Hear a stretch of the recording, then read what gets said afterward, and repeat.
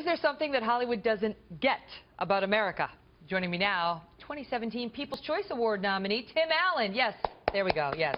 Who stars in ABC's, thank you, Jess, better late than never. It stars in ABC's Last Man Standing, which airs on Fridays at 8 p.m. Eastern. This is your chance. Show him the jacket. Look at this promo, ABC. Whatever you're paying him, it's not enough. ABC, 8 p.m. There we go. Got it. That's what it's all about. I got to go. So, Gigi Hadid mocking our next First Lady, appropriate or not? I don't think it's appropriate in that venue. But again, this is I'm not a spokesman for Hollywood. I'm a comedian. Right. So I get to tour around the country, and I do comedy, and I do a show that leans. We have a point of view. I think your character is a conservative. Well, a point of view, but it's written by liberals. We have a liberal staff. We have conservative. That goes without saying. That's redundant. But we have a sense of humor about ourselves, and there's a point of view, and there's a place to do it. What I find odd in Hollywood is that they didn't like Trump because he was a bully. But if you had any kind of inkling that you were for Trump, you got bullied for doing that. And that's where it gets a little hypocritical to me, is that you can now bully people, and you're always on the defense with this, but mostly what I'm finding is there's no source material. For comedians, like if I want to find a joke on the show, we go upriver to find the joke, and there's no, like he was against homosexuals somehow. And I said, where did you... Donald Trump? Yeah, whoever said that. And didn't he wave the flag at the convention? Yeah, the LGBT flag. And I said that was an unusual... They've got a beef with Mike Pence on that, but Donald Trump, no. But a close association to him, I don't see it. And so I said, well, I can't make a joke about it. I feel like we're playing that game I played when I was a kid at Telephone. Did you ever play that in high school? Yeah, of course. Where you say something at the beginning. And that's what's happening. It's only funny to me because I'm a comedian. I can do this. But it's very difficult in Hollywood to find any source material that would...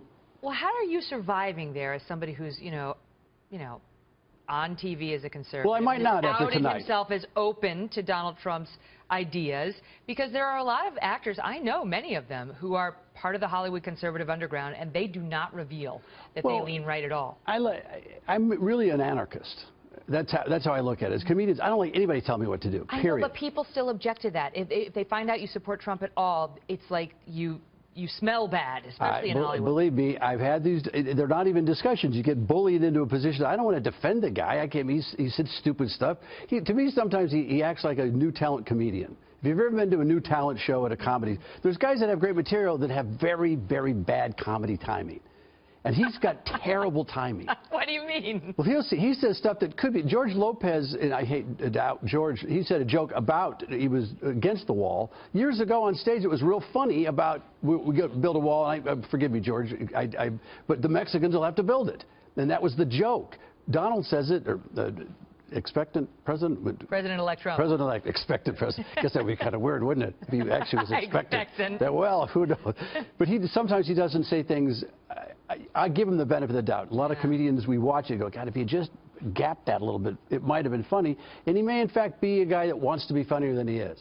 That doesn't matter. I look at a larger view. I don't like people telling me what to do. If you think this government works good the size it is, I'm one of these guys, just make it smaller. Who on that dais wanted to make it smaller?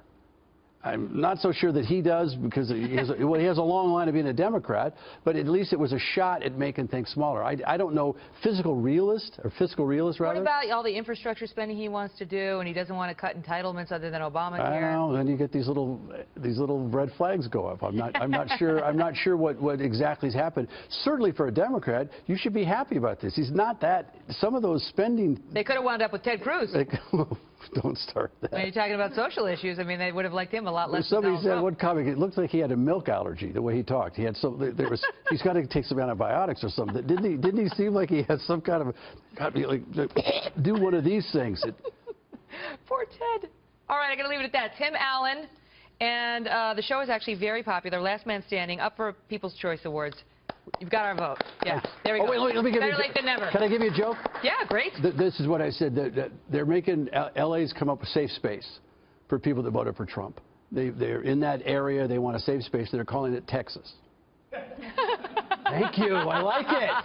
Somebody got it. Tim Allen, everybody. Thank you, sir.